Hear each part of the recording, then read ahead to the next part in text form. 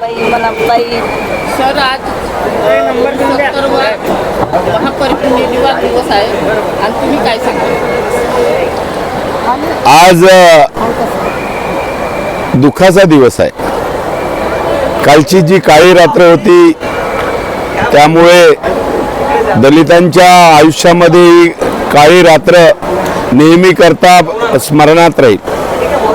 या महामानवाला कोटी कोटी प्रणाम करत असताना, भावपूर्ण आदरांजली वाहत असताना काय वाटते की त्या दब्या कुचल्या माणसांना काही न्याय मिळत नव्हता.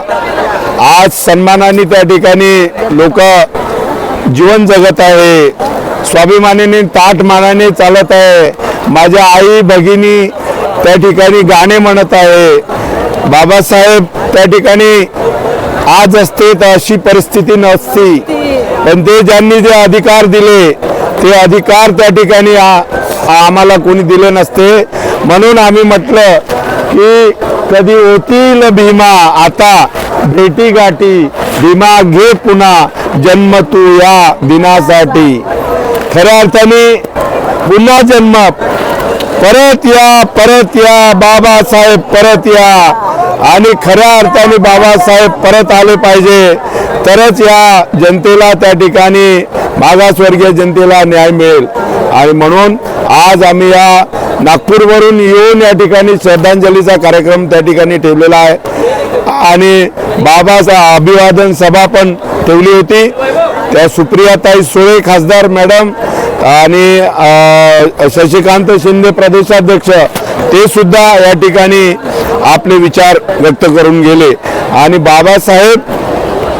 त्या बाबासाहेबांविषयी काय बोलायचं, मी एवढंच म्हणेल की त्यांनी भारतीय संविधान देऊन या देशाला एका शिस्त लावली आणि शिस्त लावून या सर्व समाजाच्या लोकांना एकत्र ठेवण्याचं काम केलं. दब्या कुठल्या माणसांना त्या ठिकाणी न्याय मिळवून दिला. त्या बाबासाहेबाला अभिवादन करत असताना, ये बाबा साहब सच्चाई के इंसाफ की किताब है तू, हमारे जिंदगानी का इनकलाब है तू, सच तो ये बात है कि वतन के इतिहास में एक महकता हुआ गुलाब है तू, एक महकता हुआ गुलाब है तू. या ठिकाणी सर्व लोकांनी एकत्र येणं गरजेचं आहे. एका विचारावर, बाबासाहेबांच्या विचारावर एकत्र येण्याची आवश्यकता आहे.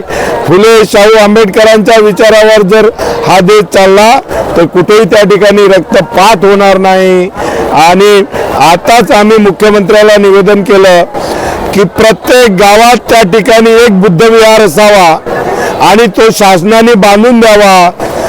आता त्या ठिकाणी हिंदू आणि बौद्धांचे झगडे, मुस्लिम आणि त्या ठिकाणी हिंदूंचे झगडे, हे झगडे पाहून हा देश झगडखोर देश झालेला आहे. तर प्रत्येक ठिकाणी बुद्ध विहार जर झाला, शासनाने बांधून दिला, तर त्या ठिकाणी झेंडे लावायला भगवा ध्वज किंवा निळा ध्वज, त्या ठिकाणी पंचशिलेचा ध्वज त्या ठिकाणी लागला तर बरं होईल. भांडण तंटे सुटून जातील. म्हणून मुख्यमंत्र्यांनी त्या ठिकाणी आम्हाला आश्वासित केलं आहे. तर बघूया, परंतु बाबाशिवाय साहेबांशिवाय पर्याय नाही या देशाला. भगवान बुद्धाच्या तथागताच्या धम्माशिवाय पर्याय नाही, ही वस्तुस्थिती आहे. मी भारत बौद्धमय करीन हे भारताचं स्वप्न होतं. त्यामध्ये बाबासाहेब आंबेडकरांचं स्वप्न होतं. ते स्वप्न पूर्ण झालं पाहिजे. या ठिकाणी बुद्ध धम्माचा प्रसार आणि प्रचार झाला पाहिजे, ही माझी इच्छा आहे.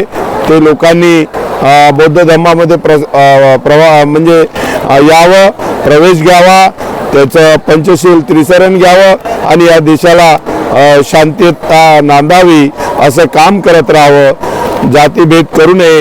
हिंदू, मुस्लिम, शीख, बौद्ध, जैन, ईसाई हम सभी है भारतीय भाई भाई ह्या नाऱ्याप्रमाणे लोक राहिले पाहिजे असं मला या ठिकाणी वाटतंय.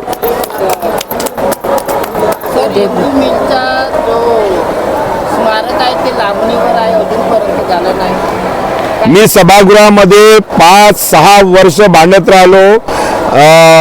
माननीय मुख्यमंत्री त्यावेळेस देवेंद्र फडणवीस जी होते त्यांनी 2020 पर्यंत पूर्णत्वास आणू असं म्हटलं होतं, पण आता त्या ठिकाणी पूर्णत्वास आलेलं नाही. त्यांनी लवकरात लवकर काम सुरू केलं पाहिजे आणि देशालाच नाही जगाला दाखवून दिलं पाहिजे हे आंतरराष्ट्रीय स्मारक बाबासाहेबाचं कसं झालं पाहिजे.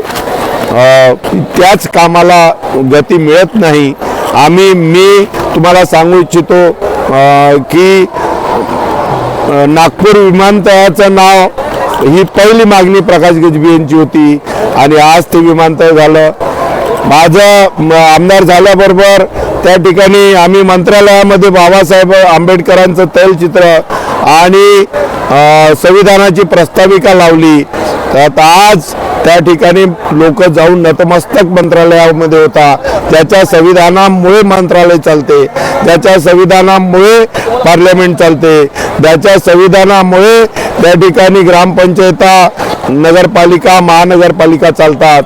ते बाबासाहेबांनी दिलेलं संविधान त्या ठिकाणी असल्यामुळे झालं. म्हणून आम्ही ते त्या ठिकाणी प्रतिकृती लावल्या, तैलचित्र लावले आणि आज आम्हाला त्या ठिकाणी सन्मानाने त्या ठिकाणी न्याय देण्याचं काम होत आहे.